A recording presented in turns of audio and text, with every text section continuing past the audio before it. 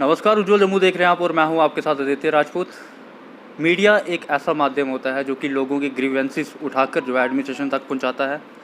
लेकिन आजकल देखा जाता है कि कुछ जर्नलिस्ट द्वारा जो है अपनी टीआरपी के लिए कुछ भी कर सकते हैं। इन्हीं सब पर बात करेंगे। हमारे साथ कविंदर गुप्ता जी हैं इस समय। सर, क्या कहना चाहेंगे, जिस तरह से 90s की बात की जाए तो जर्नलिस्ट जो है काफ़ी कम हुआ करते थे और काफ़ी आराम से जो है काम किया करते थे, लेकिन अब अगर बात की जाए तो जर्नलिस्ट जो हैं काफ़ी ज़्यादा हो चुके हैं। किस तरह से देखते हैं? देखिए, समय के बदलने के साथ साथ मीडिया का जो सिस्टम है वो बदला है। उस वक्त प्रिंट मीडिया हुआ करते थे, कुछ एक अखबारें हुआ करती थी। जी। ये जो इलेक्ट्रॉनिक मीडिया है अभी इतना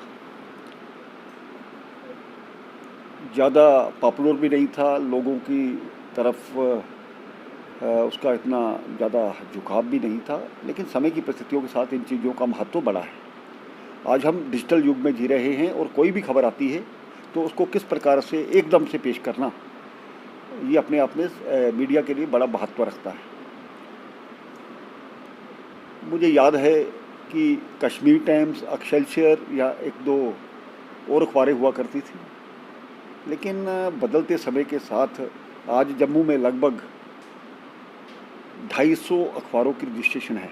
जी। इसी तरह से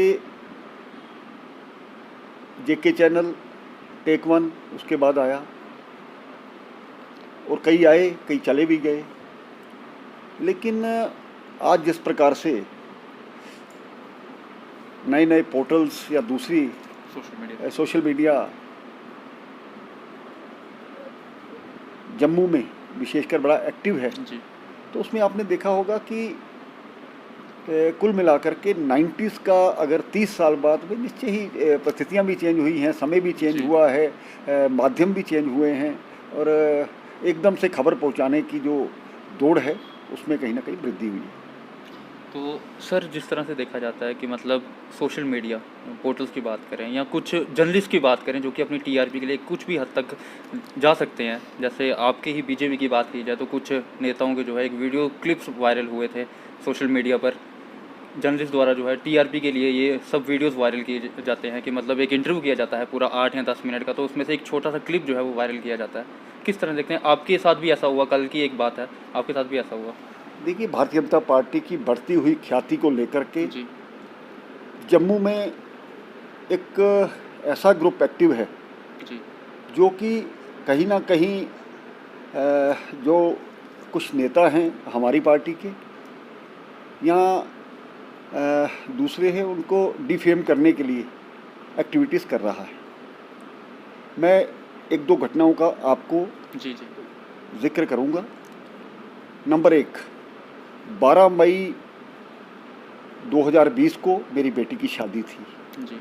एक पत्रकार है तो उसने यहाँ पर फ़ोन किया और जब लावा फेरे होते हैं जी। जी। उस वक्त एक बाप की क्या जिम्मेवारी रहती है, किस प्रकार से हवन यज्ञ में वो बैठा होता है। तो किसी ने उसको कहा कि 4 बजे तक फ्री होंगे उसके बाद बात करना, लेकिन इस चीज़ को वायरल करना ये किस तरह की पत्रकारिता है? ये चीप पत्रकारिता इसको कहा जा सकता है। नंबर 2, आज फ्रेंडली मैच खेले जाते हैं। जी। कुछ हल्के नेता जी। जिनको लोग आजमा चुके हैं, जिन्होंने लूट कर खाया है जम्मू को, उनके साथ कुछ पत्रकार मिलकर के एक फ्रेंडली मैच खेलते हैं। जी। जब मुझे फ़ोन आता है, आदमी की व्यस्तताएं रहती हैं पार्टी के प्रति, परिवार के प्रति, दूसरी चीज़ों के प्रति, तो आदमी जब अपनी बात कहता है कि मैं व्यस्त हूँ, अभी पॉसिबिलिटी नहीं है या मैं कहीं मीटिंग में हूँ, उसके बाद किसी दूसरे नेता का नाम लिया जाता है, वो 20 मिनट में पहुँच गए, ये फ्रेंडली मैच नहीं है। तो क्या है? तीसरी घटना जो कल की हुई, जी। उसमें भी आपने देखा होगा कि मैं घर में बैठ कर के इंटरव्यू दे रहा हूँ, उसके बाद कोई गिरने की आवाज़ आती है, एक ज़ोर की आवाज़ आती है, तो मैंने उनको रोकता हूँ।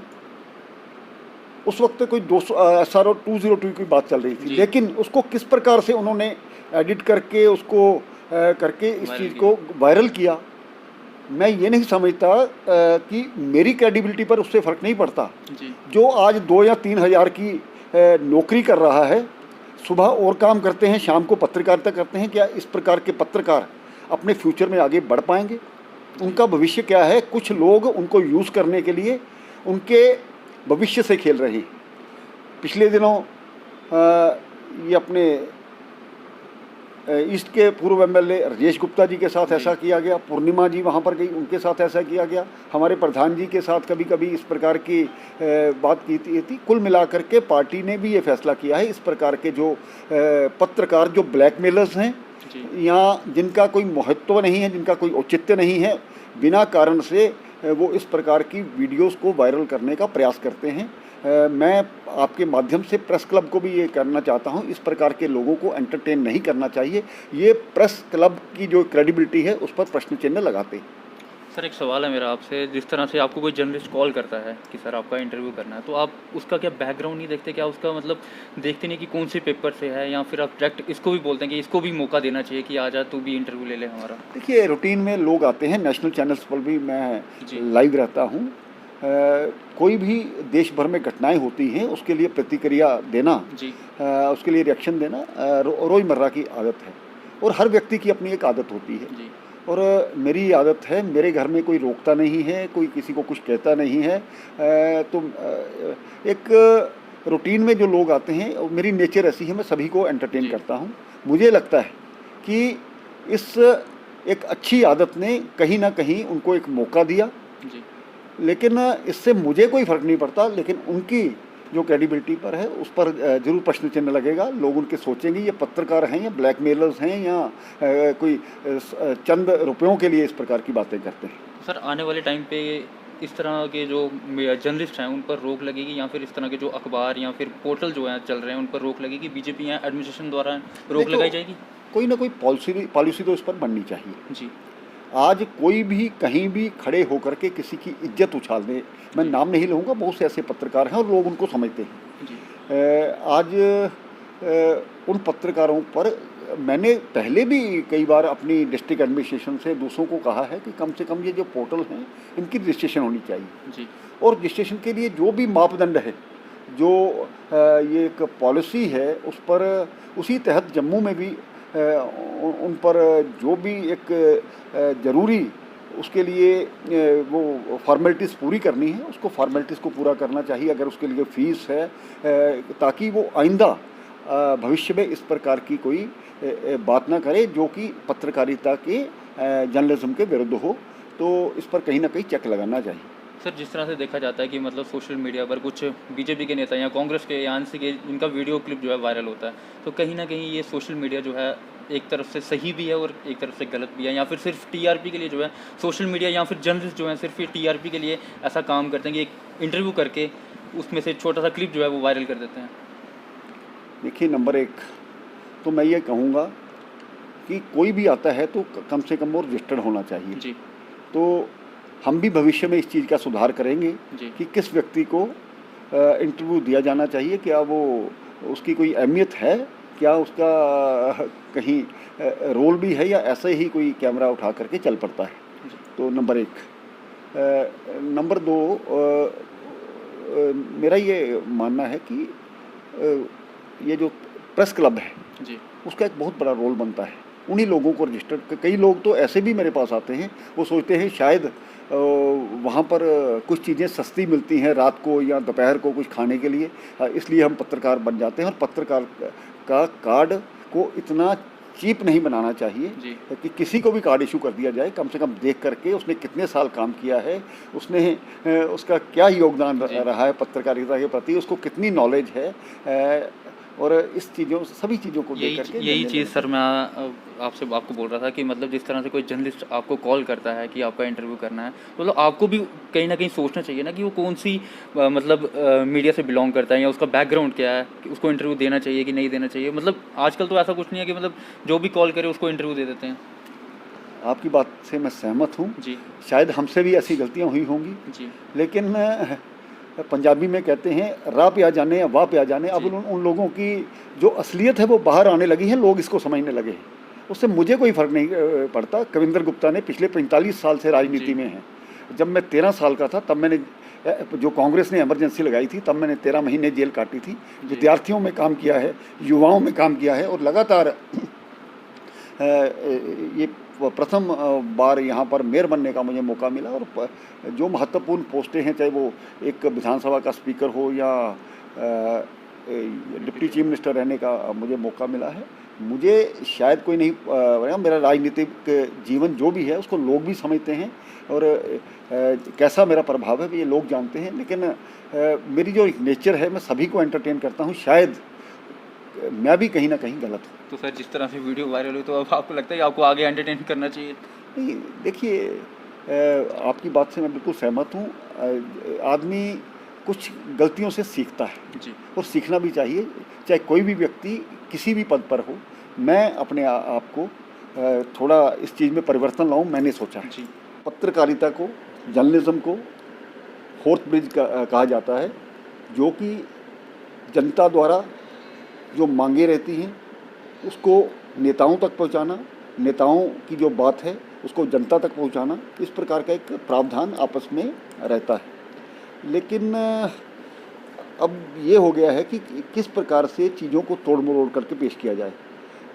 ये केवल यहाँ नहीं, कुछ इस प्रकार के ऑपरेशंस किए जाते हैं जिसमें ये कोशिश की जाती है कि पहले से सोच करके इधर कैमरा फिट करके या कहीं और कैमरा लगा के स्टिंग ऑपरेशंस किस प्रकार से उस व्यक्ति को बदनाम किया जाए। और निश्चय ही वो किसी व्यक्ति के माध्यम से आते हैं। उनका जो एक सोच होती है, उनकी जो एम होता है कि किस प्रकार से कुछ ऐसी चीज़ें उसके मुंह से प्रवोक करके निकाली जाएं कि वो जब इस बात पर अपनी प्रतिक्रिया व्यक्त करें तो उसको हम गलत मरोड़ करके पेश किया जाए। ये पत्रकारिता नहीं है, इसको चीप जर्नलिज्म कहा जाना चाहिए। लेकिन आपने देखा होगा आज भी हमारे यहाँ बहुत से ऐसे लोग हैं जिन्होंने पिछले कुछ समय में अपना जो चरित्र है, जो अपनी सोच है, उसको दिखा दिया है। वो जनता के बीच में भी एक्सपोज हो चुके हैं और अपने जो पत्रकार समाज है जो उनके बीच में भी एक्सपोज हो चुके हैं। ऐसे लोग ज़्यादा देर नहीं चलते हैं, ये कुछ मौके के लिए आते हैं और कहाँ गायब होते हैं इसका पता नहीं। आज जो नेशनल चैनल्स में बड़े बड़े लोग बैठे हैं, उनका इतिहास देखिए, उन्होंने किस प्रकार से सही को सही पेश किया है। चाहे वो हमारे बड़े चैनल्स हों, चाहे हमारा जी टीवी हो, हमारा रिपब्लिक भारत हो, हमारे और जो भी कुछ ऐसे वामपंथी या दूसरे लोग आज भी यहाँ पर लगे हुए हैं, देश को बदनाम करने का काम करते हैं। उनको इस मोटिव के लिए उनको बहुत बड़ा एक रकम मिलती है। ये हमें समझना होगा। कुछ लोग जानबूझ करके गलत चीज़ें तोड़ मरोड़ करके इसको पेश करते हैं। इस चीज़ से बचना यही पत्रकारिता है। तो ये थे हमारे साथ ex deputy CM Kavinder Gupta ji, जिनके साथ आज हमने जर्नलिज्म के ऊपर बात की। जिस तरह से जर्नलिस्ट जो हैं अपनी टीआरपी के लिए छोटे से वीडियो क्लिप जो है वो वायरल करते हैं, तो आपने सुना कि इनका साफ तौर पे कहना है कि आने वाले टाइम पर इन पर कड़ी से कड़ी कार्रवाई भी की जाएगी और रोक भी जो है वो लगाई जाएगी। तो देखते हैं, वो तो आने वाला वक्त ही बताएगा। तब तक के लिए जुड़े रहें आप उज्जवल जम्मू के साथ। नमस्कार।